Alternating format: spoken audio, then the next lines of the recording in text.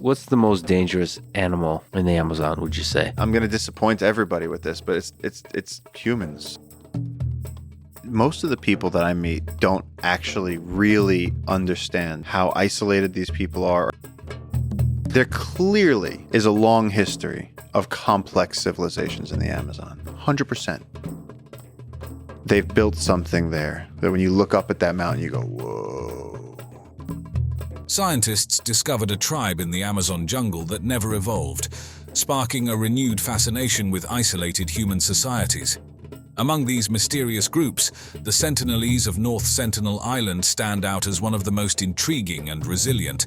Hidden away in the dense forests and protected by treacherous coral reefs, the Sentinelese have lived in near-total isolation for thousands of years, fiercely defending their territory from any outsider who dares to approach.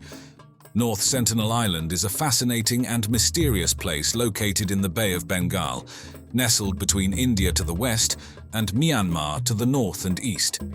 This island, part of the Andaman and Nicobar Islands, spans approximately 59.5 square kilometers, which is about the same size as Manhattan in New York City. The island is covered with a dense tropical rainforest, creating a lush green canopy that hides much of its interior from aerial view. Its coastline is surrounded by coral reefs, forming a natural barrier that makes access by boat exceptionally difficult.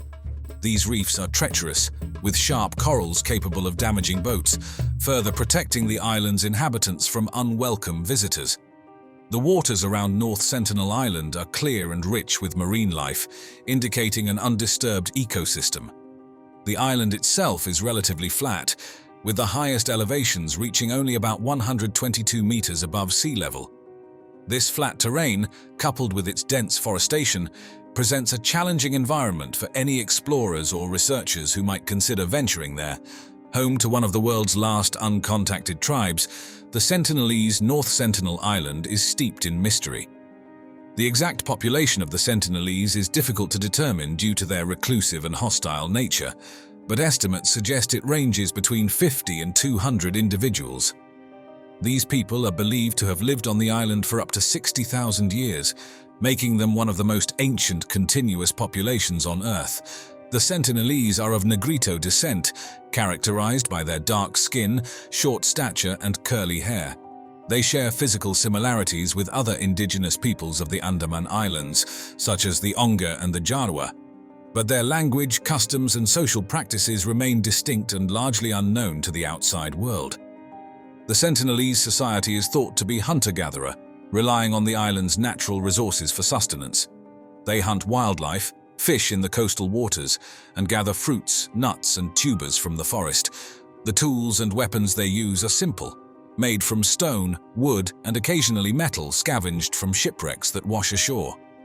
They are known to be proficient with bows and arrows, which they use for both hunting and defending their territory from intruders. Isolation is a defining characteristic of the Sentinelese.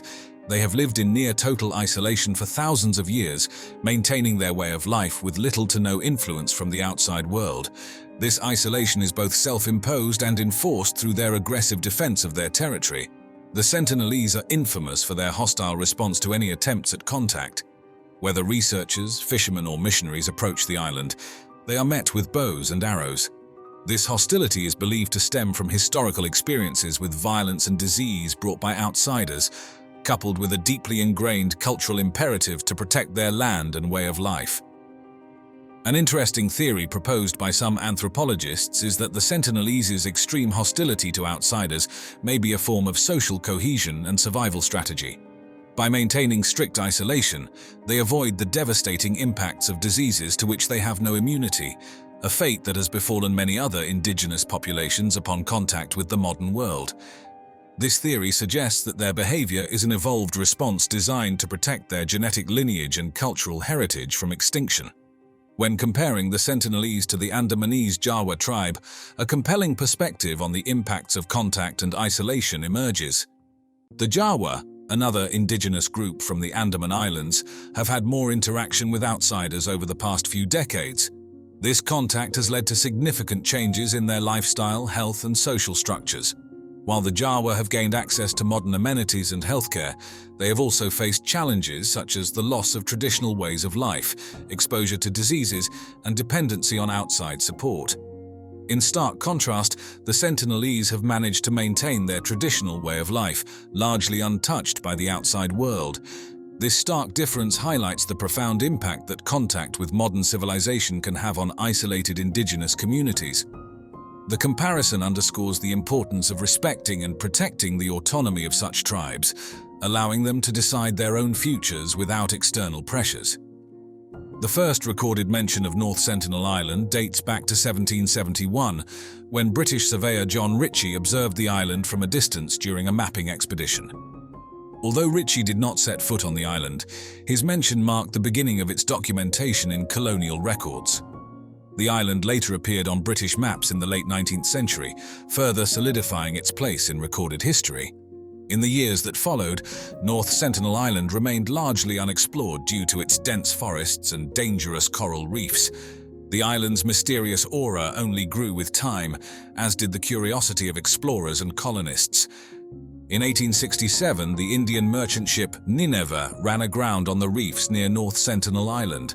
The shipwreck survivors made it to the shore but were soon attacked by the Sentinelese, who used bows and arrows to defend their territory. The survivors managed to signal for help, and a rescue party from the British Royal Navy arrived days later to retrieve them.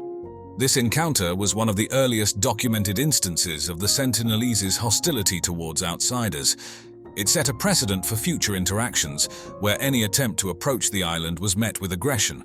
The consistent hostility can be attributed to the tribe's desire to protect their isolation and way of life from external influences. In 1880, Maurice Vidal Portman, a British colonial administrator, led an expedition to North Sentinel Island. Portman, who had a keen interest in the indigenous peoples of the Andaman Islands, aimed to study the Sentinelese and their way of life. During this expedition, he captured 6 Sentinelese individuals. Portman brought them to Port Blair, the capital of the Andaman and Nicobar Islands, with the intent of studying them. However, the 2 adults quickly fell ill and died, likely due to their lack of immunity to common diseases. This event likely reinforced the tribe's deep-seated distrust and hostility towards outsiders, having experienced the fatal consequences of contact. The Indian government has recognized the importance of protecting the Sentinelese from external threats and has taken significant measures to preserve their way of life. In 1956, the government enacted the Andaman and Nicobar Islands Regulation, which designates the island as a tribal reserve and prohibits travel within a 3-mile exclusion zone around it. The primary reasons for this exclusion zone are to prevent the introduction of diseases to which the Sentinelese have no immunity and to respect their right to live undisturbed. The government's policy aims to balance the preservation of the tribe's cultural heritage with their safety and autonomy. The 2004 Indian Ocean tsunami was a catastrophic event that caused widespread destruction across the region. In the aftermath, there were concerns about the well-being of the Sentinelese. The Indian government conducted aerial surveys to assess the situation on North Sentinel Island. Remarkably, the Sentinelese survived the tsunami, demonstrating their deep knowledge of the island's geography and their ability to adapt to natural disasters. Photographs from the surveys showed Sentinelese individuals shooting arrows at the helicopters, a clear indication of their continued resilience and hostility towards outsiders. This incident reaffirmed the tribe's determination to remain isolated and underscored their ability to survive extreme conditions.